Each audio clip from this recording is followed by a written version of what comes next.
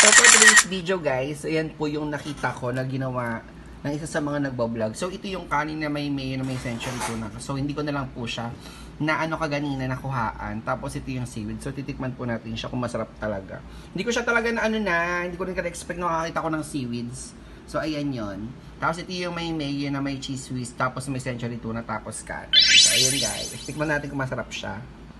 At so ito na nga po siya, titikman na po natin kung masarap talaga. Siyempre, alcohol mo tayo na kamay. Para fresh. Ayan. Kasi nakikita ko siya sa TikTok, mukha siyang masarap. Pero hindi ko alam kung talagang masarap. Tikman natin. Ayan. So, lagyan ng kanin detach. Ayan. May kanin. Tapos.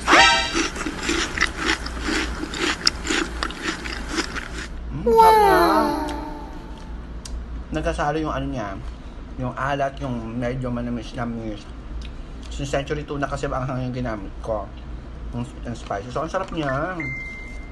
In fairness ha, nakita ko lang siya, tapos dapat wala siyang seaweeds. Eh, siyempre nakakita ko ganyan sa daan na, sa tindahan ng seaweeds. Kaya tinikman ko siya yan guys. Ang sarap. Bongga, ang sarap. Para siyang pangkulit-kulit jam. So, ayan. Naku, Diyos ko. Manala ba ako nito? Kanin, tapos mayo, tapos cheese whiz. Tapos century tuna. Ayan. Ang perfect. Ang sarap niya, guys. Kaya sa ibang mga gusto nyo i-try ito, try nyo na masarap siya. Kanin lang, tapos century tuna. Tapos sabay mayo, tapos cheese whiz. And pero ang sarap niya.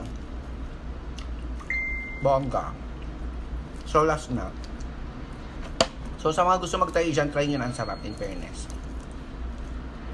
So, ayan. Last. Bet! Tsari. Masarap. Ito. So, bye guys. Thank you.